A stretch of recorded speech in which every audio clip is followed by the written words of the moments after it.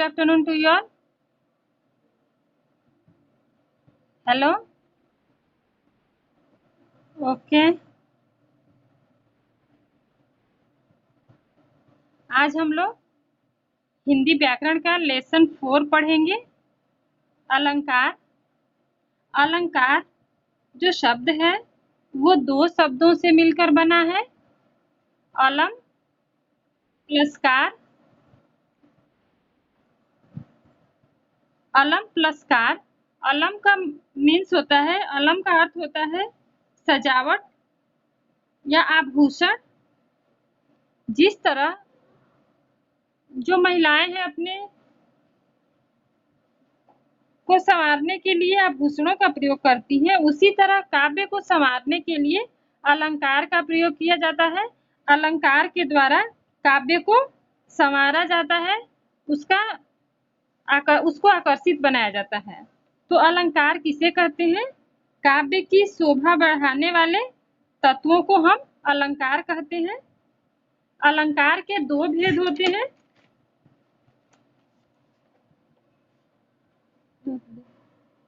अलंकार के 2 भेद होते हैं,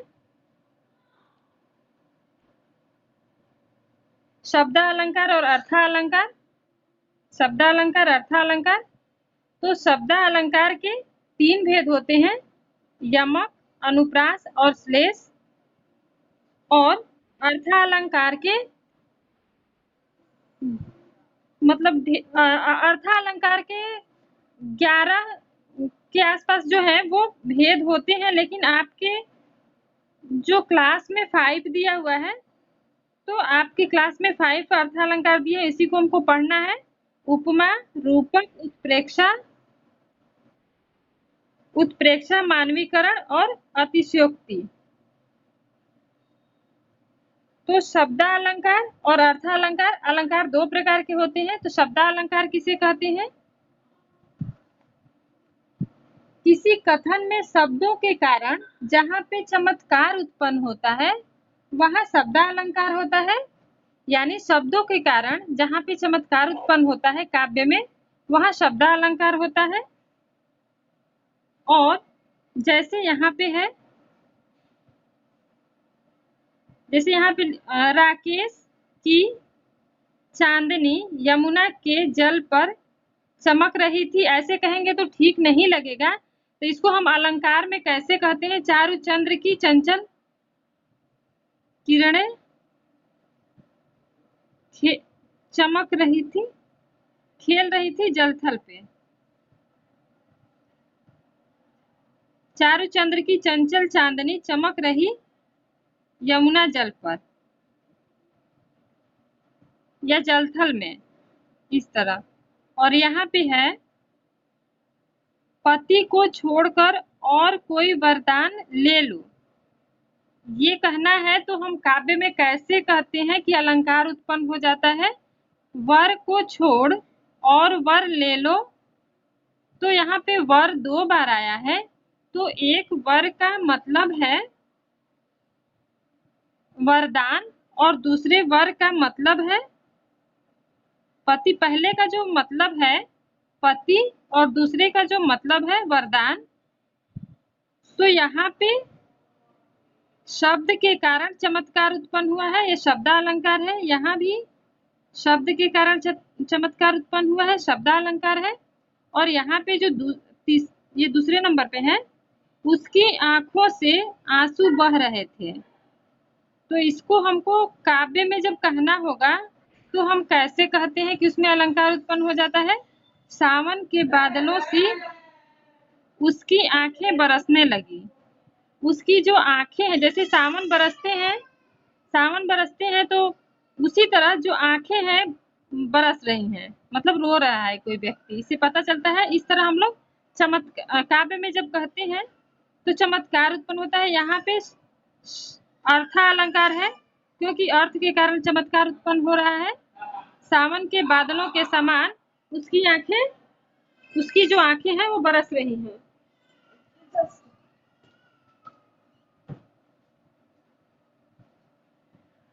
इसी तरह अर्थालंकार जो है, जहाँ पे जिस कथन में शब्द अर्थों के कारण, अर्थ के कारण चमत्कार उत्पन्न होता है, वहां पे अर्थालंकार होता है।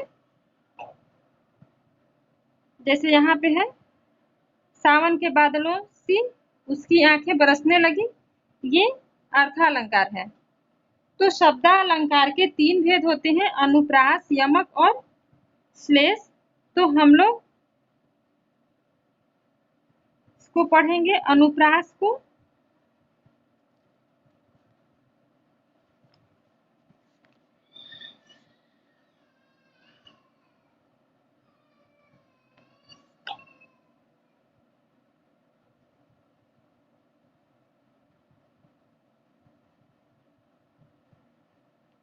अनुप्रास अलंकार, जहां पे एक ही वर्ण बार बार आता है वहां पे अनुप्रास अलंकार होता है।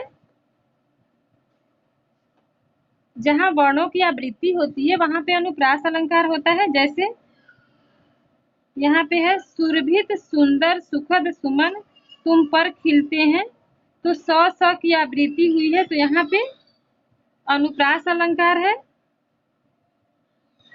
और नीचे है और उदाहरण है, जो खग हो तो बसेर करो मिली कुंदनी नकुल कदम्ब की डारन। और नेक्स्ट है, संसार की समस्थली में धीरता धारण करो। तो यहाँ पे 100 की आवृत्ति हुई है और यहाँ पे ध की आवृत्ति हुई है, और क भी 2 बार आया है। यहाँ पे तरनी तनुजा तट तमाल तरवर बहु छाए, तो यहाँ पे त वर्ण की आवृत्ति हुई है। चारु चंद्र की चंचल किरणें खेल रही थी जलथल में, यहाँ पे च वर्ण की आवृत्ति आई है। इस तरह जहाँ पे वर्णों की आवृत्ति होती है वहां पे अनुप्रास अलंकार होता है। यमक अलंकार, यमक अलंकार जब एक ही शब्द 2 बार आए परंतु उसका अर्थ अलग अलग हो, वहां पे यमक अलंकार होता है। जैसे कहें बेनी बेनी ब्याल की चुराई लीनी, रति रति शोभा सब रति के शरीर की। बेनी, यहाँ पे जो लिखा हुआ है बेनी एक कवि का नाम है, और ये जो बेनी लिखा हुआ है इसका मतलब है चोटी। ये रति रति, रति रति मीन्स थोड़ा थोड़ा, मतलब जरा जरा सा। रति यहाँ पे जो लिखा हुआ है यह कामदेव की जो पत्नी है जो कि सुंदर है, तो वही बेनी कवि कहते हैं कि कामदेव की जो पत्नी है रति, उनके शरीर की रति रति रति मतलब जरा जरा सी जो शोभा है वो चुरा ली है। तो यहाँ रति रति मीन्स जरा जरा सा, यहाँ रति मीन्स कामदेव की पत्नी। इस तरह जहाँ पे शब्द एक ही शब्द 2 बार आए पर दोनों बार उसका अर्थ अलग अलग हो, वहां पे जो है यमक अलंकार होता है। यहाँ पे है नेक्स्ट, काली घटा का घमंड घटा। काली घटा मीन्स बादल, घटा मीन्स बादल होगा, और यहाँ घटा मीन्स कम होना। जो काली घटा है, काला बादल है, उसका घमंड जो है घटा, इसका अर्थ है। नेक्स्ट है, इस तरह एक ये भी है, कनक कनक ते 100 गुना मादकता अधिकार, वा पाए बौराए जग वा खाए बौराए। तो उसमें भी जो कनक है 2 बार आया है। एक कनक का मतलब है धतूरा और एक कनक का मतलब है सोना। सोना को पाकर आदमी पागल हो जाता है और धतूरा को खाकर आदमी पागल हो जाता है। तो इस तरह जहाँ पे शब्द 2 बार आए, एक ही शब्द 2 बार आए लेकिन उसका अर्थ अलग अलग हो, तो वहां पे यमक अलंकार होता है। नेक्स्ट यहाँ पे उदाहरण दिया हुआ है, और कनक कनक ते 100 गुनी मादकता अधिकाय, वा खाए बौराए जग वा पाए बौराए। यहाँ पे है माला फेरत जुग भया फिरा न मन का फेर। तो मन का जो लिखा हुआ है ना, माला फेरत जुग भया फिरा न मन का यानी मन का यहाँ पे लिखा हुआ है। मन का मीन्स कर का मन का डारी दे मन का फेर। यहाँ मन का मीन्स माला का दाना। ये जो मन का है उसका अर्थ है माला का दाना, जो एक एक मोती होता है वो। और यहाँ मन का मीन्स मन का हृदय का फेर है। और यहाँ जे 3 बेर खाती थी ते 3 बेर खाती है। यहाँ 3 बेर, जे 3 बेर खाती थी ते 3 बेर खाती है। तो यहाँ पे लिखा हुआ है 3 बेर मीन्स 3 बार। बेर का मतलब 3 बार है यहाँ पे। और 3 बेर यानी 3 बेर के दाने। बैर होता है ना, बैर जिसको खाते हैं, जो फल होता है। तो यहाँ 3 बेर यानी बेर को बोल रही है, जो फल होता है जिसको हम खाते हैं, वो 3 बार खाना खाती है और ये 3 बेर खाती है। तो इस तरह इसमें चमत्कार उत्पन्न किया गया है। इसको आप लोग लर्न कर लेंगे। 1-2 इसमें से आपको लर्न होना चाहिए। एग्जाम में आपका आ जाएगा कि आपको यमक अलंकार का उदाहरण लिखना है, तो आपको पता होना चाहिए, आप उसको लिख लेंगे। तो इसको आप लोगों को लर्न करना है। 1-2 एग्जाम्पल कम से कम आपको लर्न होने ही चाहिए। फिर नेक्स्ट में और लर्न करिएगा आप लोग। ये है तू मोहन के उर्वशी हुए उर्वशी समान। उर्वशी मीन्स हृदय में बसना। यहाँ पे जो उर्वशी है उसके मीन्स हृदय में बसना। और उर्वशी एक जो अप्सरा थी उसका नाम है। तो ये एक अप्सरा का नाम है। एक उर्वशी मीन्स हृदय में बसने को बोला गया है। तेरी बरछी ने बर छीने हैं खलन के।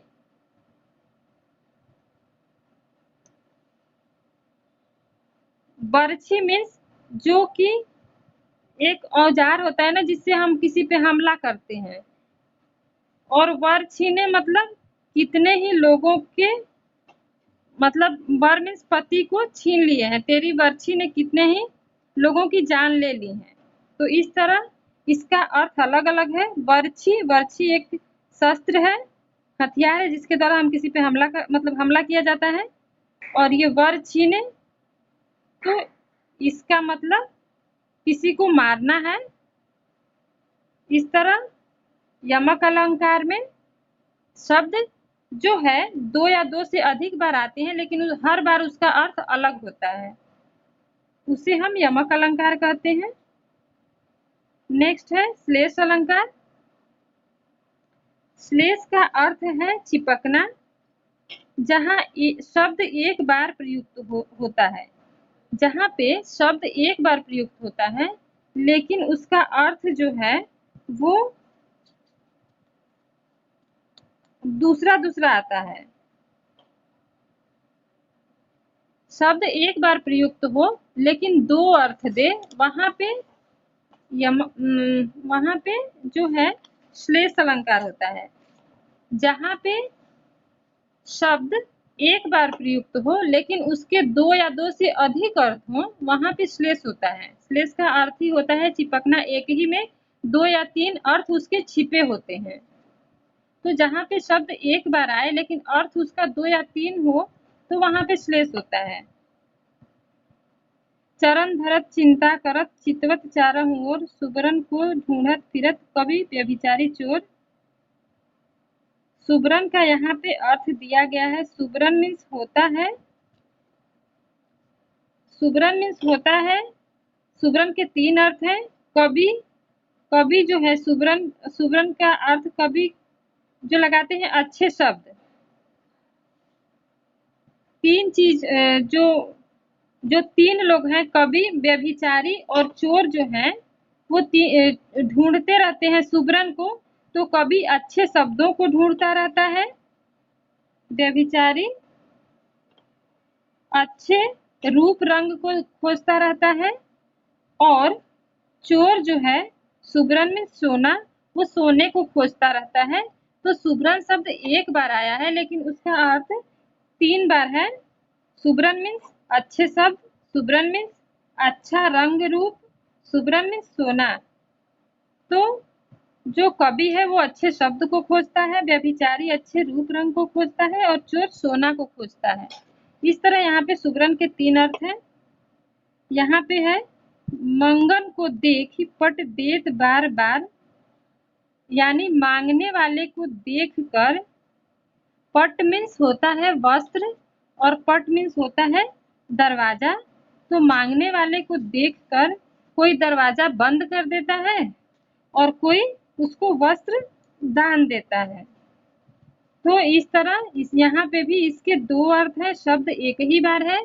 तो आप ध्यान रखेंगे कि श्लेष का मतलब होता है चिपकना, एक ही में 2 अर्थ चिपके होते हैं। तो जहाँ पे शब्द एक बार प्रयुक्त हो और उसके अर्थ 2 या 2 से अधिक आए, तो वहां पे श्लेष अलंकार होता है। और नेक्स्ट है, जो रहीम गति दीप की कुल कुटुंब कुपूत गति सोए, बारे उजियारे करे बढ़े अंधेरे होए। एक बारे का मतलब है बचपन, और एक बारे का मतलब है जलाने पर। रहीम कवि कह रहे हैं कि जो जो जो कुपुत्र होता है वो बचपन में, और जो बढ़े अंधेरे, बारे उजियारे करे बढ़े अंधेरे हो। जो दीप को यदि हम बारते हैं, बारे मीन्स बारना, यहाँ पे जब हम जलाते हैं तो उजाला करता है। और जो कुपुत्र होता है वो जैसे जैसे बढ़ता है अपने खानदान को अंधेरे में ले जाता है। तो बारे मीन्स, एक बारे मीन्स बचपन, और एक बारे मीन्स जलाने पर।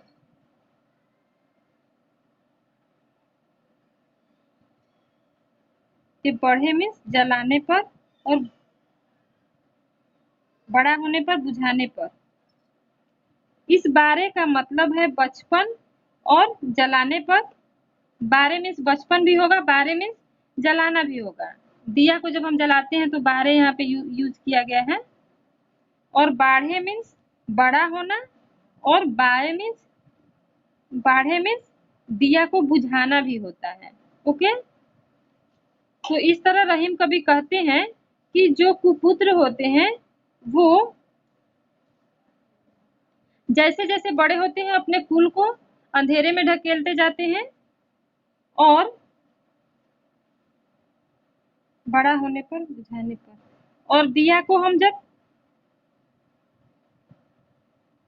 बारे उजियारे करे बढ़े अंधेरे होए, और दिया को हम जैसे जैसे वो बड़ा होता है वैसे वैसे वो अपने कर्मों से अपने कुल का जो नाश करता है। यहाँ पे है नेक्स्ट भी इसी तरह एग्जाम्पल दिया हुआ है। तो इस तरह इतना आप लोग तैयार कर लीजिएगा। नेक्स्ट जो है अर्थालंकार के प्रमुख जो भेद हैं वो दिए गए हैं, इसको हम नेक्स्ट डे पढ़ेंगे। और इन तीनों को आप लोग अच्छे से पढ़ लीजिएगा। इसका कम से कम 2-2 एग्जाम्पल तीनों का आप लोग लर्न कर लीजिएगा। ओके।